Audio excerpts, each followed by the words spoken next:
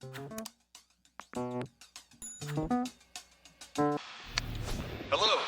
Dr. Byron Bucky Phillips, your tennis pro. The topic for today's video is why you lose in singles. What are the top 5 reasons why you lose? The first reason why a player loses in singles is not hitting the ball high over the net. Rule number 1, don't hit a net. Number 2, don't miss wide.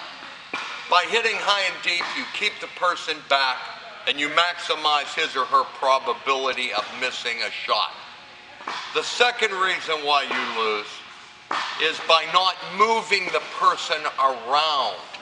High and deep, hit some angles, occasionally drop shot, then pass or lob. The third reason why you lose in singles is not mounting an attack of your own. You cannot be totally parasitic and beat better players. By hitting high and deep and wide and moving your opponent, by applying those first 2 things, you will be in receipt of short balls. Then you can come up and hit an approach shot or a drop shot and elicit a weak shot from your opponent.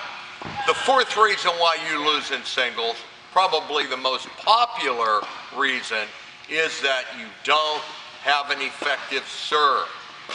Get with a good pro, learn how to hit a second serve with spin so that you don't give away points. And the fifth and final reason that we'll discuss today as to why you lose in singles is you don't have a return of serve. Remember, return the first serve right back at him or her. Be conservative, neutralize your opponent.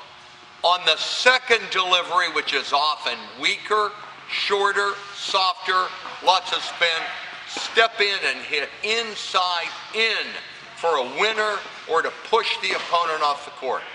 You now know the 5 top reasons why you lose in singles. Click the link at the bottom of this video. Subscribe to the channel. Call us for a lesson, and we're going to turn those L's into W's.